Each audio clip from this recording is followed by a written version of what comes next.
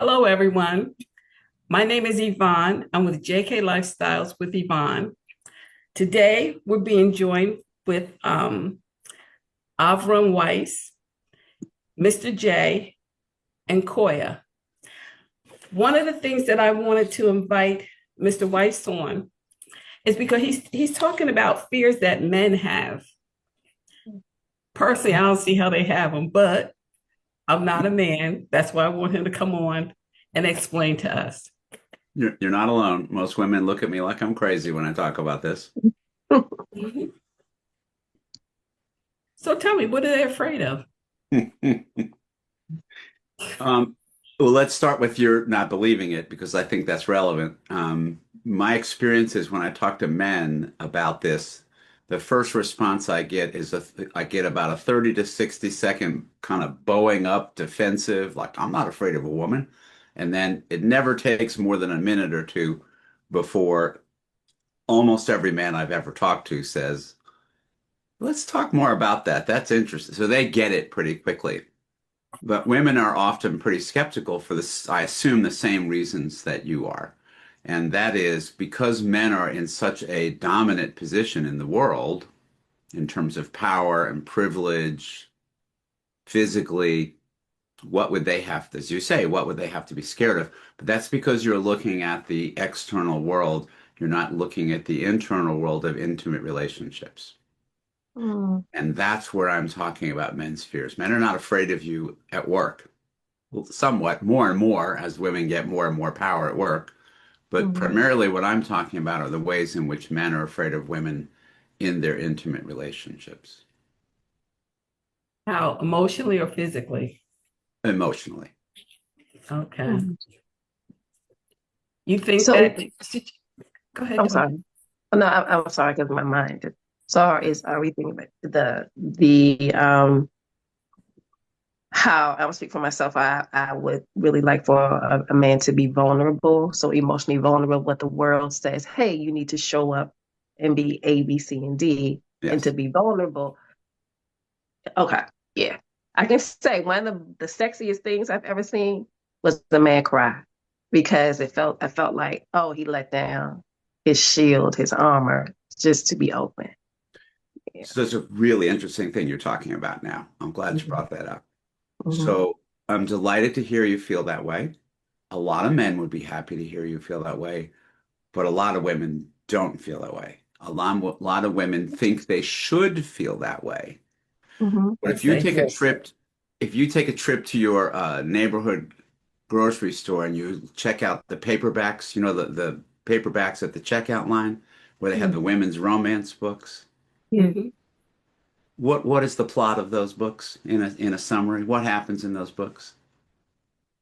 I think the man comes in and sweeps the woman off her feet. Yeah. He He thinks She she's moves her. says, gold. He moves her. Yeah. exactly. She says, no, no, oh, yes. So it's coercion. It's the opposite of vulnerability. And so it's a conundrum for men and women because emotionally, women want to feel the way that you're talking about. But physically and sexually, a lot of women's erotica is about being taken, is about men being dominant and controlling and forceful. So you can imagine men's confusion about that. Like, which am I supposed to be? Because unfortunately, many times in relationships, in intimate relationships, when men are more intimate, are more vulnerable, it doesn't always go well in intimate. Sometimes women are unsettled or anxious about men being less than firm and controlling and in charge. That, you know, they grew up with a dad who kind of ran things and protected her, and so that's their template for a man.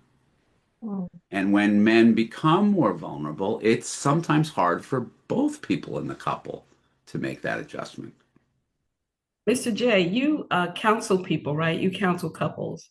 Do you find that in your experience? I'm going to tell you something. I think, from my perspective, uh, it men live in a I mean, both males and female live in a challenging society today. I think since we're talking about men, one of the challenges is, like Corey, you were saying, I like a man to be vulnerable. And I think from what I understand, vulnerability is very attractive. Weakness is not. And I think sometimes men have this misunderstanding of when and how and where to show the two. We live in a society where women want a strong man, absolutely, but yet we want a sensitive man. And it's so I think, one of the challenges for men is, at when is the right time to show up as, who we need to show up as. So it's interesting because I have been doing this for a while, and it was just like last week I was on my first all men's podcast, and now we're talking about this. So it's like, man, it's like, are we changing social structures or something, or what's going on in the world? But one of the things that I said in the last podcast I was on was, not only listen, ever since childhood, I mean, I think little boys are told, suck it up, man it up, be strong. I have a son and I have a daughter, and I have to be very mindful that I'm not having my son always bring in the groceries, always making sure that, he's doing the physical stuff. I want to make sure that both of my children are sharing in that responsibility. I will say this also: when my son starts to feel emotional or any type of sensitivity or whatever, I will tell him, man up. The difference is when I say man up, that means honor your emotions and feelings. If you feel you need to cry, man up and cry. Because I don't ever want to put it out there, man up, meaning, you don't have to honor your emotions, honor your feelings, what have you. But I think we do live in a day and age where the social structures and the tides are changing, and men are really trying to find this balance a lot. Certainly, there's a history of it being in the work field where we have to be strong. But historically speaking, if you go back even before then, what makes us strong is having a family to support us, to back us, to give us a reason to be strong so we can protect and support those that we love and so forth. So very interesting conversation nonetheless. Maybe this doesn't have anything to do with it, but you talk when you say that men need family, something, a reason. What about some of the people that actively try not to have that responsibility or make that commitment because it's easier? Maybe they figure I'm being strong because I'm avoiding responsibility. I'm resisting being connected to one person because, I'm going to be strong and I'm going to be out here thinking only about myself. Yeah, well, let me just say this, and then I'll let other people talk because I don't want to dominate the conversation.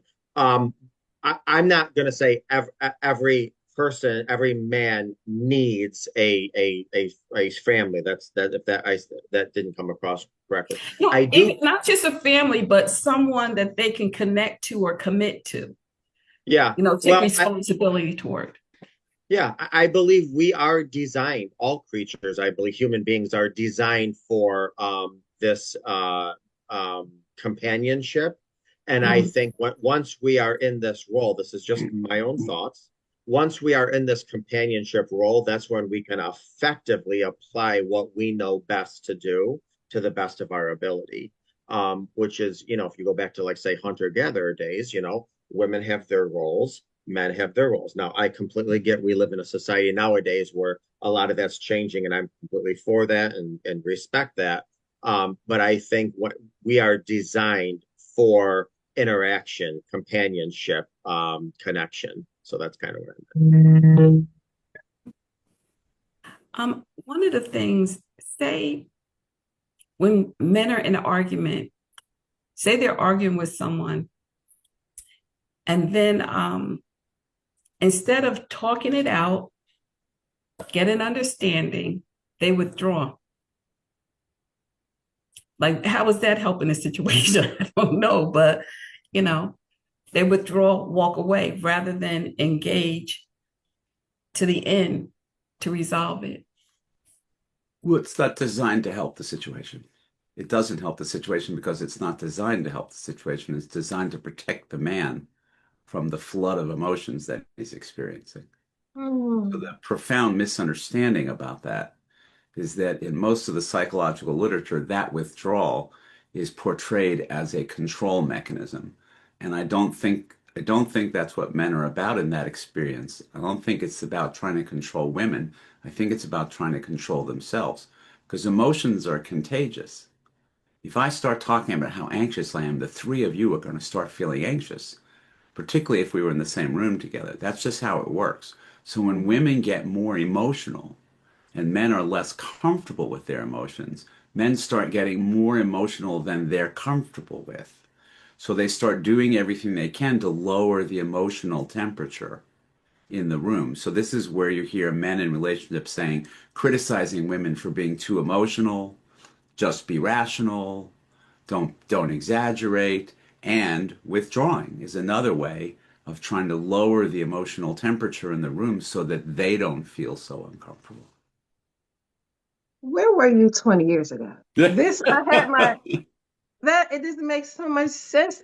As you're speaking, I'm sorry to inject, I'm just thinking about, Yeah, yeah. I grew up with all guys, just thinking about all these different things. It just makes all this, okay. Well, no, I like what you're saying because it's Yeah. interesting because I there's Freud actually wrote about this 150 years ago. But what Okay. tends to happen in my field is we sort of, like Freud wrote a lot about trauma, and then we forgot about that for about 100 years, and then we got interested in trauma again. So this is Mhm. another subject where nothing that I'm saying is new.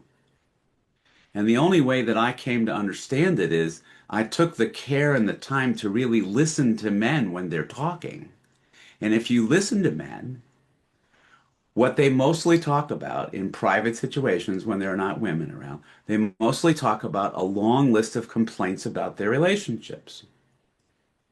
And if you ask them, well, if you talk to your girlfriend, your wife, your partner about this, oftentimes what they'll look at you like you're crazy.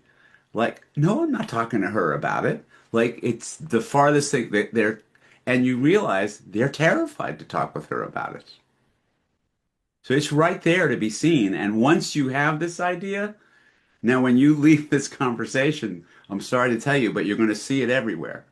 Every time you're around men, you're going to see the ways in which they're afraid. It's like once you get it, you can't unsee it. Is that And what they discussed? one Is of that the what they things that I discussed? find is, you know, men are pretty linear in their thinking. I have a rubber band ball, and I say all the time, this is like a women's brain. It's like, well, if you did this, you didn't tell your mother back in 1950. And last Thursday, when we were having lasagna for the men are very linear. And so I think when we talk about fear, I think one of the things that men think about, I mean, I'm just going to be bottom line, is okay, how intense is this going to get, and how many days without sex am I going to go if this gets too heated? And we're very linear. So then we retract and go into, Yvonne, what you say is withdrawal. You Hmm. know, I was just thinking about something. I have two sons, and one of them, I know, like, say, for instance, if he wants to do a certain thing, but from my experience, having lived longer than him, I don't think it's a good idea his way. So I'll put forth another way. So he'll say, well, mom, I really don't want to whatever, but I know it's the best way. So he got to the point, you know what he'll say? Okay, mom. And I got to the point I said, I know you're not going to do it, but I just wonder if that's his way of dealing with a difficulty. I told you what I'm going to do. You don't want to accept it. Okay, just to shut you up. How I'll old is agree, he? but 29. Oh, so he's grown. Okay. Well, I would say if he's grown, I'd say at 29, okay, mom is a pretty reasonable response. Like, Like it's my business, it's my life, Mom. Thanks for the input. Now it's my call.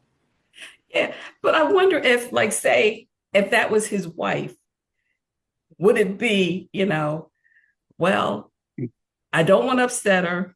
I want to make sure that I get what I want.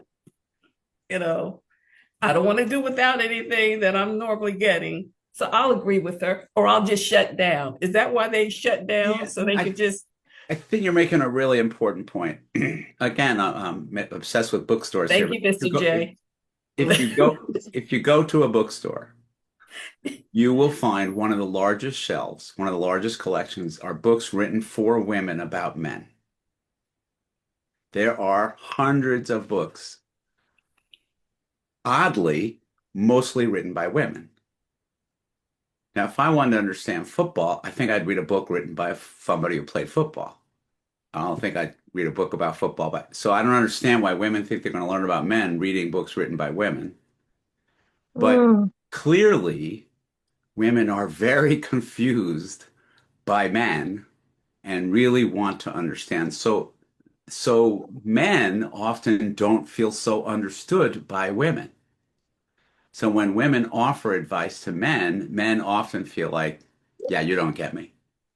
Like, Mm. thanks, I know you're trying, but I don't think you really hear me or understand me. And I think they have a point because I see all those books and I get invitations from women to come on podcasts to talk about men by women.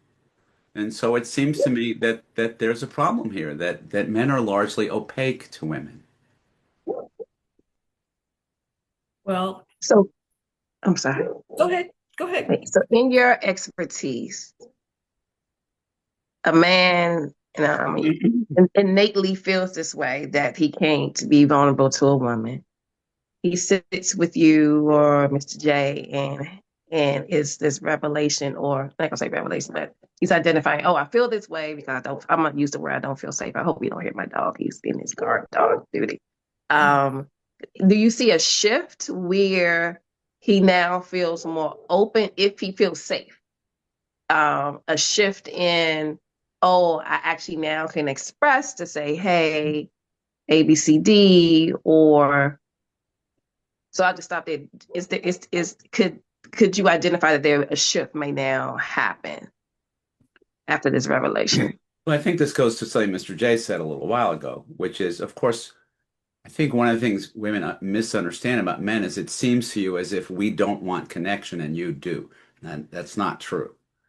So the answer to your question is yes, of course, because men want connection as much as women do. They're just more hidden about it. They're less upfront about it.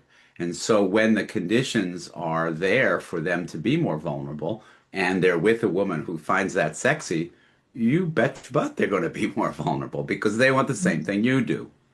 Because as Mr. J says, it's a universal human experience. And if a guy can get vulnerable and feel safe, I he's know. going to open up like a Mm. flower turns to the Yeah, sun. yeah. Give me more, give me more, give me more. I feel safe. I'm swallowing that up. So I run therapy groups for men, just men. I And love that. sorry, I said I love that because I don't hear a lot. I often think it's I happening say more and too, more. yeah, it's I don't hear it's just who do the men have? I often think that who does the leader go to? And not that women aren't leaders, but I think about the men who I know in my life who Yeah. are leaders. Like who do you go to? But it comes back to feeling vulnerable to express. So So as a sidebar in response to what you just said, um, one of the chapters in my book that I'm happiest about is a chapter for men to answer that question, which is how do you find other men to talk to? And so it's a mm, whole chapter about how to find other men, how to set up a group of time for people to get together, how to structure the conversation so that men. So what I was starting to say was that in these therapy groups, and I've been running groups for over 50 years, and mostly I've run until the last 15 years or so, I've run mostly mixed groups, men and women together. And in those groups, men are less emotionally open and vulnerable than the women. But a funny thing happens when you run a group with just men. They open up, as Mr. J said, they open up like a flower. So in mm, my groups with all men, men look each other in the eye routinely and say, I love you. You're important to you. This group is important to me. I know it's not how you think Seems about like a men. fable. A myth. It's Anyway, not. It's because you don't know what men are like when you're not there. yeah, So, clearly. But You, I love you, to hear that. Okay, I'm sorry. me Go you know ahead. too. what? You know what I'm just thinking? I mean, this is very high level and it's very useful. But what I think about is if I meet someone and there's a male, how do I know how to approach them? How do I know what to say to them? How do I know how to view them? Great That's what question. basically. I mean, I know they think differently, but Well, how do you approach someone if you know they're scared?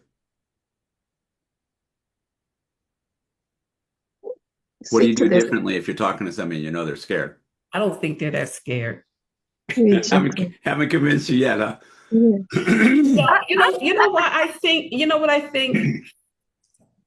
I think to a certain extent, they may have a little hesitancy in how they approach a woman or even another man, but mainly a woman.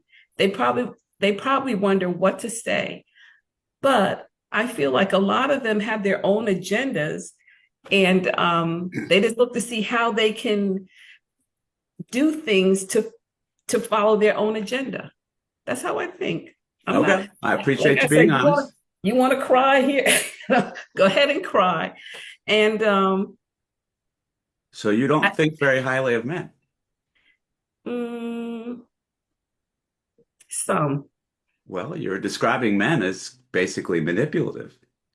yeah, I feel Okay. that way. So I feel that people are, but I feel like men really are. I hear you. I think they take advantage, and I think that say for instance, if I was the type to say, I like a man to expose himself, they may overexpose just so they can manipulate I understand. to do what they want. So I'm just not that So consider the possibility that yeah. all of the bad behavior you've experienced from men Hmm. is not about them trying to control you, but about them being scared. So I'm not denying your experience. What are they scared of? All right, may I tell you a story? Hmm. Okay. In the 60s or 70s, there was a social psych experiment called the still face experiment. STILL, still. And what they did is they did a split screen, moms, infants. They're looking at each other, but you're looking at it in a split screen. And they're playing. These are little babies, so they don't talk yet. And you can see there's a dialogue going on. The baby tries out a cute face and the mom smiles and the baby's like, that worked. That made mom happy. So they're learning each other back and forth without words, right? Then the mom is instructed to turn away and turn back with a still face. Not angry, not critical, just not responsive. What do you think happens to the babies? They probably don't know how to act. They probably don't know whether to smile, whether to cry, whether to frown. You Yeah. got it, but it's 10 times worse. Within a minute, all the babies lose it. Mm. So much so that some of them lost bowel and bladder control and couldn't sit upright anymore, just from their mothers not responding to them, not Mm. yelling at them, not criticizing them, not blaming them, not hitting them, nothing but not responding. These children were undone. For men, intimate relationships with women are that way. When men need women's approval, validation, love, and when they don't get it, they are no different than the babies in that study. They lose it. They fall apart. Why is it when heterosexual couples break up, who starts dating first? Men or women? Men. Always. Mm. Why is that? If men talk all the time about, I don't need women, how come they start dating first? How You come they know, get remarried first?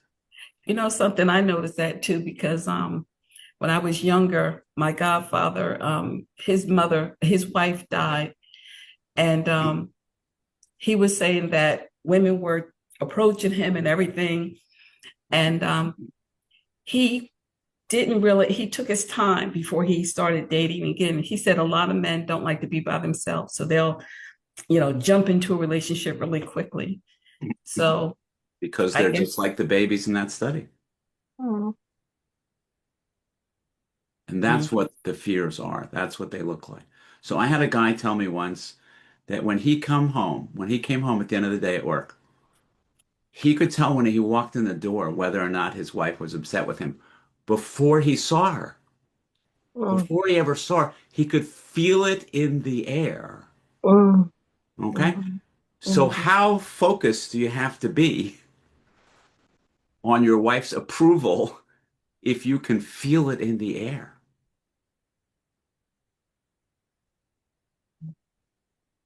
well, you made your point. I kind of get it. You're a tough sell. Yeah. The only other thing I would say to you is that I've spoken with thousands of men about this, Mm. Mhm. and I'm still waiting to first meet my first straight white man who doesn't have some fear of women. Mm. What do you Well, think, Mr. Jay? Does this make sense to you?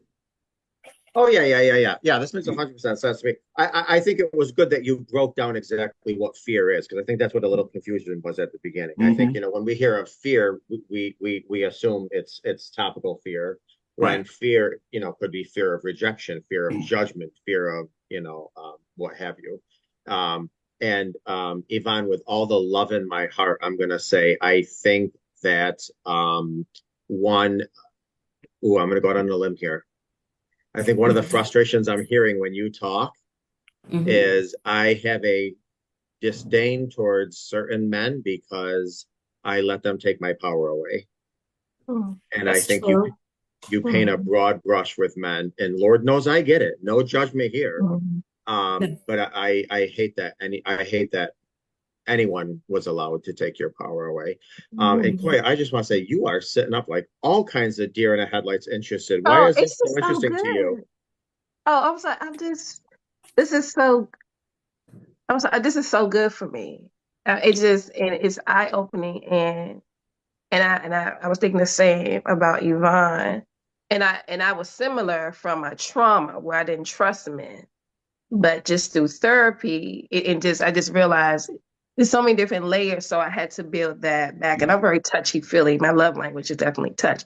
So part of my healing was to if I saw you guys, I'm a hug you. That's just innately helped me to build back my trust, not only in men and human beings. Let me be very clear. But I learned a thing that at least most of the men in my life, their love language is of service. And so when I would Yes, it is. hug, it was kind of disarming. And so now I'm more intentional because I tell some of my good girlfriends, I'm like, hey, but your man needs to be adored in church too. And there's a power, and I just see a difference with the brothers and other men in my life when they're touched and held, and I really want to hear what's happening in your heart. It just creates a different energy. And maybe because I'm not their girlfriend or their partner, I'm gonna get a different energy too. But I even see a different response versus just being rigid. It's this open and fluidity of emotion. But Absolutely. thank you. I am. I feel like I'm in school. I'm like, tell me more. Yeah. I'm just soaking it out. It's so good. I also want to say something about why it's important to talk about this because there's a lot written that you may have seen. There's a national bestseller by Richard Reeves, the title of which just left my mind, Boys and Men or something like that. Anyway, he compiled all the data about how men are doing now, and basically in every area of life, men are doing horribly, and it's getting worse all the time. So men. First of all, we die 7 years before you do. We are earning less, you're earning more. We're going to school less, you're going to school more. We are not as happy as you are. We are not as healthy as you are. All these ways in which men commit suicide more often, they're incarcerated more often, they commit more violent crimes. There are all these ways you can see that the world is not working for men the way it used to. and they don't know what to do about it. They don't know how to live yet. Men are trying to figure out how to live in a peer relationship with women as opposed to a hierarchical relationship with women. Some men are making the adjustment, are lucky enough to meet a woman like you who says, I'm attracted to you when you cry. Other men are having a harder time with that adjustment and they're falling farther and farther behind in the world. And would you say that heterosexual men are probably having the more difficult time? Because that's what I'm finding. I think that makes sense to say. I mean, I think gay men have a whole other set of problems, and I don't know how to Certainly. compare more or less, but I think we didn't used to think straight men had any problems because they had all the advantages. But I think it's more and more clear now that straight men are not doing well at all. And mostly what we are just beginning to understand two things. One is how much pain straight men are I was going to ask you that. in. Okay, what do you want to ask? I was going to ask, do you feel that, and I'm sorry to interject, I'm No, that's sorry. right. Mm-hmm. Do you feel that the men that you both have worked with, that they're heartbroken? That's a great Not, word. not Yes, justifying their actions, but that they're heartbroken. absolutely. And if you will indulge me, I'll tell you another story. Sure. Okay. In most Quickly, families, though. in Quickly. most heterosexual families, Mhm. kids grow up closer to their moms. Moms do the bulk of the emotional caretaking. It's changing, but still that way. Dads tend to come into the picture. I had family visiting here this weekend, and she told me they have young children. And she was telling me that her father is now just getting interested in her children because they're old enough to do stuff with him. But before that, he didn't really know what to do with them. So dads tend to come into the picture when kids get a little older, like grade school. And at that point, kids, boys, are faced with a terrible, terrible choice. Because dads come along and they say, listen, son, you can be a man like me and have access to the world of power and privilege like I do. But to be a man in this culture means to not be feminine. We don't have a definition of masculinity. We just have a not feminine. Being masculine means don't do anything that looks feminine. Unfortunately, in this culture, femininity includes warmth, closeness, intimacy, tenderness, vulnerability, all the things you find attractive. And then we create a forced choice for young boys. You go over here with dad and be a man, which means you have to give up your close friends, you have to give up being crying and all that. You have to give that up to have the power and the privilege, or you can stay and have those things. So it's a horrible wound that men carry with them for the rest of their lives. Boys have friendships with other boys that are as close as girls' friendships with other girls until this point in life, in which case they start turning their backs on their friends and giving up their close men. And you talk to men now who are adults and you say, do you have any close friends? Oh, no. I've got buddies. I've got guys I go to the bar with. But I said, do you have a friend you could talk to? Oh, my God, no.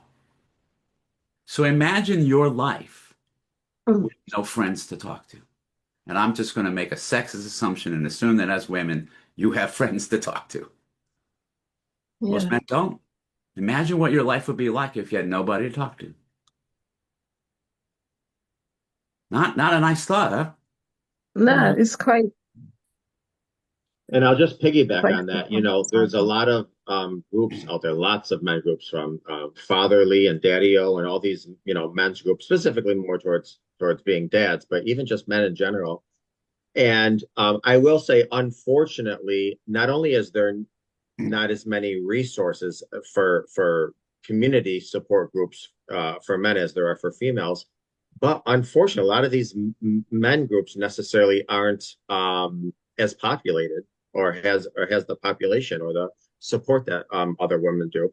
And I just want to say another thing too, Koya, even on just a fundamental level, it must be interesting because it sounds to me like when you give a hug, there's energy and I'm not into all this energy work, but no offense if anybody else is, but you probably get a lot of information when you get a hug from someone, a lot of information from them. it's a download. Yeah.